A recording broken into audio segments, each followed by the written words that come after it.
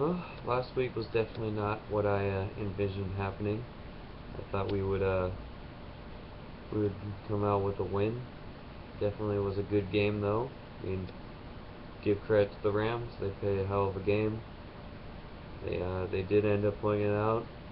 Defensive mistakes ended up killing us. That's definitely not the team that we are known to be, especially giving up 34 points. That's just doesn't even seem right. So, but yeah, I give credit to the Rams. They came out and they played their hearts out.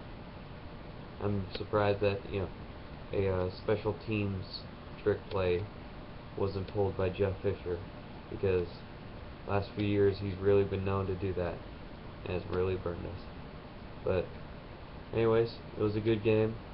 You know, can't complain about anything. Just go back to the drawing board and try and go 1-0 this next week, which will be later tonight. I envision it being a pretty close game. The Packers, they won their opener against the Bears, although we are definitely a better team than the Bears. Heck, if Matt Forte can rush for 141 yards against the Packers, I can definitely see Marshawn Lynch getting at least 150 yards. He didn't do so good against the Rams, but he usually doesn't. Throughout the past few years, Rams have really got a good read on how to stop Marshawn. But the Packers, Marshawn really runs over them.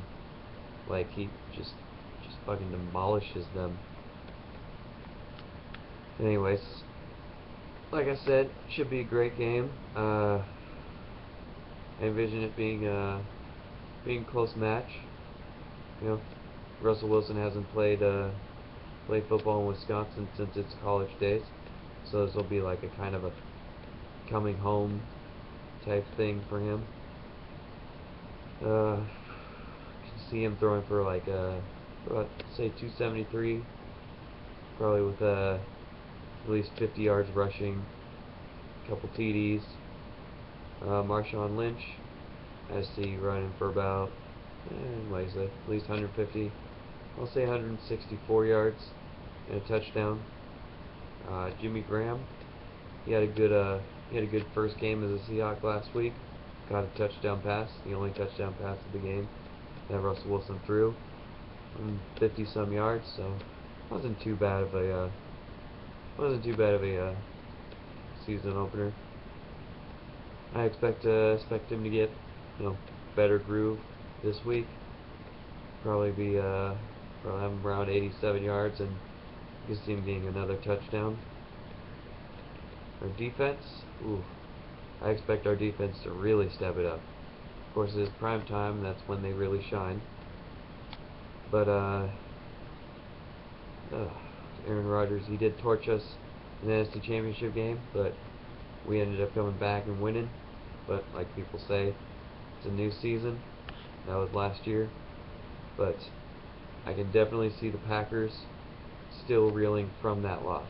Because technically, that was only 2 games ago, even though that was 8 months in time ago. But technically, it's been 2 games since then.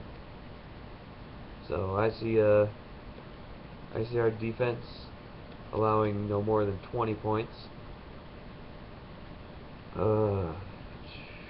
Say we hold Aaron Rodgers to under 250 yards passing.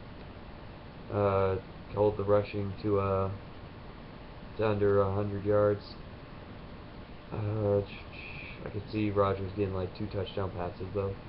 He usually does every time he plays us, at least. One thing I will say, the matchup to watch, our front line on defense, at least our left side, going against their right tackle. The replacement for Bulaga, because he's out with a knee injury. A replacement for him.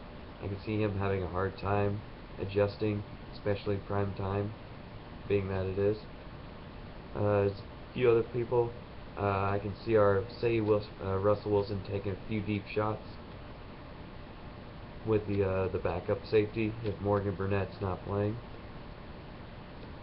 So look for a couple of those. There's a few more injuries that the Packers have. Well, Jordan Nelson, obviously, you guys don't have him. That's going to hurt your receiving core. Randall Cobb's still dealing with an ailing shoulder. So, I just can't really see the Seahawks losing this game. So, final score, Seahawks 28. No, not 28. Seahawks 33. No.